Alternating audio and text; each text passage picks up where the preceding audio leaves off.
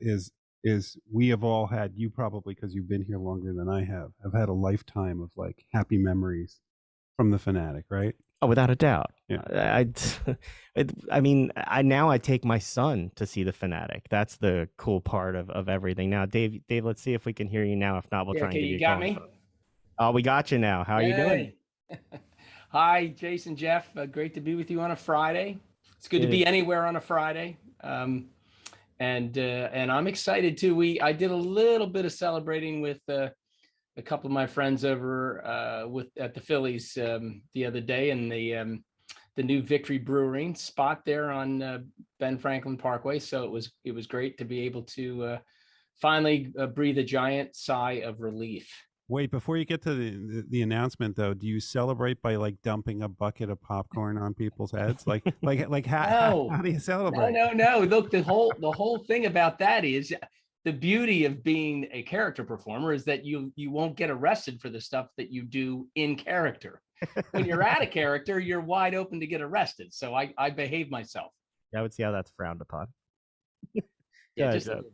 So Dave, tell us the good news about how we can now close our eyes and kind of wipe out the last year and what the Fanatic will look like again when we start the season in April. Well, I'm proud to announce that all of the adaptations that the Fanatic was going through, because of course he was from the Galapagos Islands, and it's natural for species to adapt.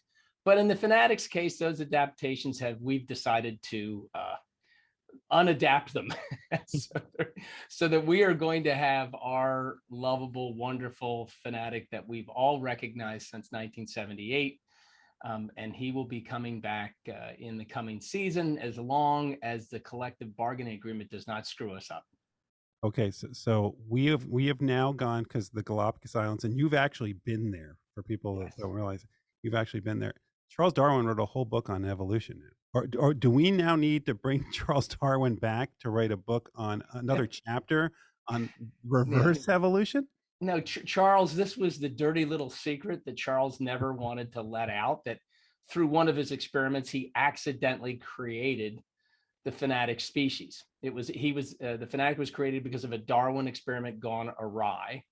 So he didn't want to make any of his other research not be as strong and valuable as it is to all of us today.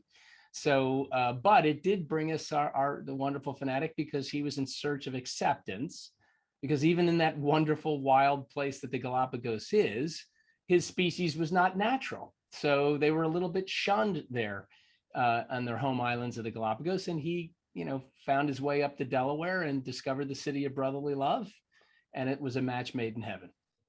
Somebody who has embraced the Fanatic from cleats to headbands to you name it has been the new NL MVP, Bryce Harper. What are you seeing from Bryce, and how special has it been for you to watch his embrace of your friend? Oh, that's a great question, Jason, because not that Jeff doesn't ask good questions too. No, he doesn't. It's okay. We'll just cut it right there. I just ask him off the air.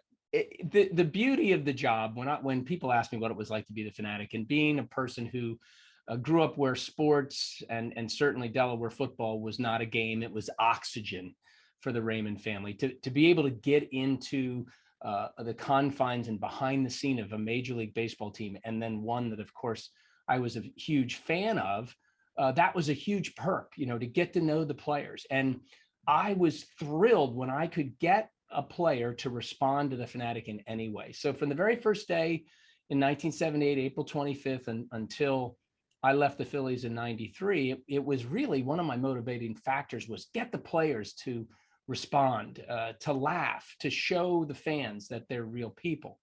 So you can imagine how thrilled I was to see a player of Harper's caliber embrace the Fanatic. Now, some people might say, well, it was calculated, right? Like, because he's a very bright guy.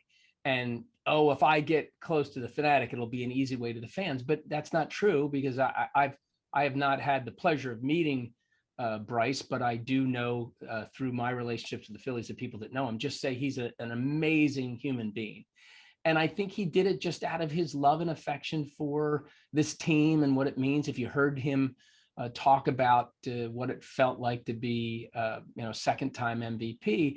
And he was talking about, it's just about being prepared, and it wasn't looking at his statistics, and it was everything that he could do, from the standpoint of helping the team win. And while that sounds trite and normal, when you listen to him, he's really talking from the heart. So I think all of his love and affection for the Phanatic was not calculated. It was just, part of who he was. And I tell people that every day about the story, and I show that I've got pictures on my phone of him with the Phanatic cleats and with the jacket with Phanatic fabric on the inside of his dress jacket. And it just really is a wonderful thing that he's doing.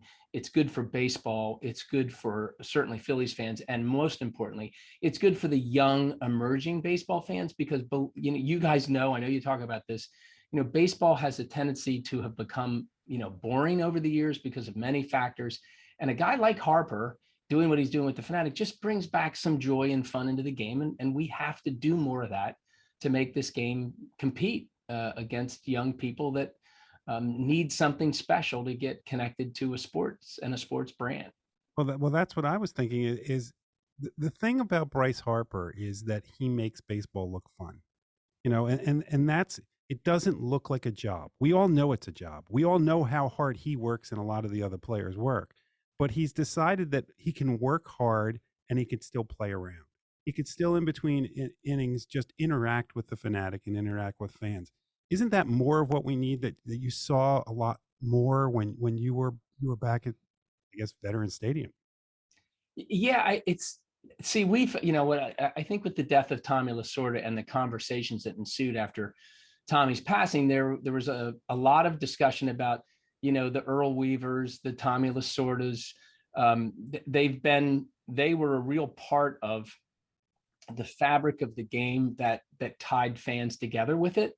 And it wasn't homogenized. There were personalities. And with the death of Tommy, for me, that kind of signaled, one of the last bastions of that type of manager that, it was fun to watch Tommy manage. You can't say that for some of the managers in today's world. No offense to Joe Girardi, but it just, there are so few of them that bring that personality that would bring in a fan into a Phillies game when an opposing team is playing, specifically because of the opposing team's manager. It would be a challenge for the three of us to maybe come up with a couple of managers that we could say that about, let alone the players. The players have always been part of that, and that's what we're talking about, was Bryce is being able to bridge that gap, and be a player that was more about just successfully winning and playing at his best on the field. He also finds it incumbent upon himself to figure out a way to connect everybody to the game that may not be so excited about the sport itself, but is more about the personalities and the fun that he brings. Look, I take my 4.5-year-old to games, and he won't sit there for 9 innings, but he will definitely stay till the Phanatic comes out on the field to see him. And he has his Phanatic hat and his little Phanatic that he sleeps with in bed. And I mean, for you as a creator, somebody who loves mascots, that just has to be the coolest thing from the business of the mascot side. What do you love so much about mascots that keeps you so motivated and involved? Well, I think it's more about a deeper meaning. So there was a recent New York Times article that I was blessed to have written about my work. And one of the questions that is discussed in the article is, why are mascots so powerful? And it's things that people don't see. They think of silly, wacky, furry fun, which is exactly what is at the heart of mascot performance. But these appearances in hospital rooms and retirement centers, in the corporate world where no children are around, where a mascot is really bonding together and distracting adults, and people who are dealing with very difficult challenges in life. And a mascot can show up in those environments and be so well received and thanked with great gratitude for coming in and giving people, a little bit of respite that they needed. And that's the bigger picture. If you do it well, and not every character is done well with this type of focus, but when you do it well, like the Phillies did with the Phanatic and like the Flyers have done with Gritty, those characters are set up to make people feel better. and to make them happier when they're not really happy. That's an amazing, powerful force. And if you think about what we've gone through in the last year and a half, that's a kind of what we need to help us not only survive, but then to move on and thrive. And I'm not trying to be, this isn't hyperbole. It's just stuff that I saw for all of my years of performance, and all of the places that the Phanatic was asked to appear, like a General Electric Polymer Engineers convention, a hospital room where someone was dealing with, with a life-threatening illness, where a Catholic mass, the Supreme Court justice's private chambers. These are all places, weddings, bar mitzvahs, bat mitzvahs, and a lot of the places you expect, but many that you wouldn't. And he was successful and continues to be successful making those appearances, because there's this real amazing power that a great character has to connect with us on a deep emotional level, and just distract us and make sure we're having a good time. Well, and that being said, look, we are lucky, and we're lucky because of you. You've been involved with two of the most beloved mascots, certainly in this city and probably in all of America. But you're involved all over the place with mascots, including with the Mascot Hall of Fame. Yes, people, there is a Mascot Hall of Fame, and you need to go. Well, so each year there are people, just like in every other Hall of Fame, that get inducted. Who are our big winners this year? Well, we just announced that it was two characters that we appreciate very much, and one that you can't call him an independent mascot because he represents the Harlem Globetrotters. Yes. And Globey has just been an amazing character that is global. The Globetrotters go all over the world, and Globey has this wonderful way to bridge language barriers and cultural barriers to entertain people. And then Southpaw from the Chicago White Sox. Jerry Reinsdorf is the operator of that team, and was a good friend of Dave Montgomery, and it was awesome to have him see, or is about to see, the actual induction of Southpaw, because he created Ribby and Rhubarb years ago that were not very successful. And he told me, when I talked to him, he said it just wasn't their time. It wasn't the right time for our fans. So it's really exciting too, because the character is from the Chicagoland area, where the Mascot Hall of Fame is close to. And there were 8 characters that were on the ballot, and we go through, believe it or not, a very sophisticated voting system.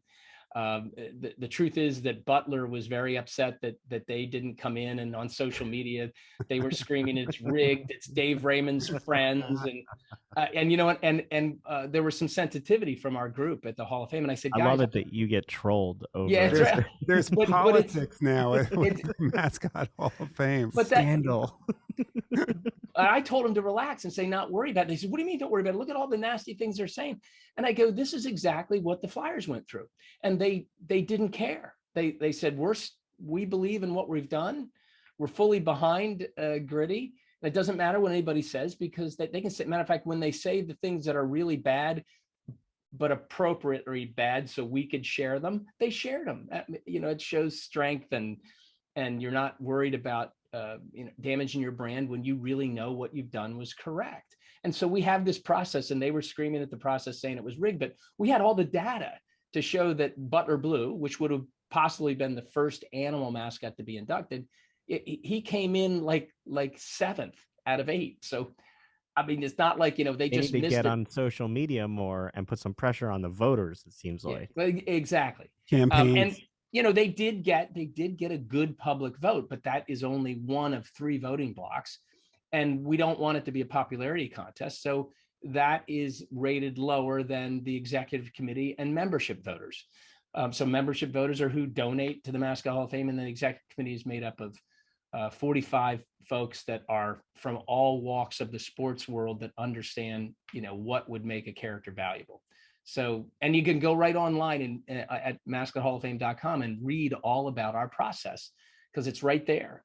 So I just said, look, this is great for them to argue. This is like Wilbon and Kornheiser, when we first rolled out the Mascot Hall of Fame in 2005, And when they did part of the interruption, we could see the Mascot Hall of Fame's logo tick up till it got there. And then for 3 minutes, they argued with each other about the Phanatic didn't belong in first and the chicken should have been in. I mean, it was, and I'm like, I don't care. This is great. They're arguing about the Mascot Hall of Fame.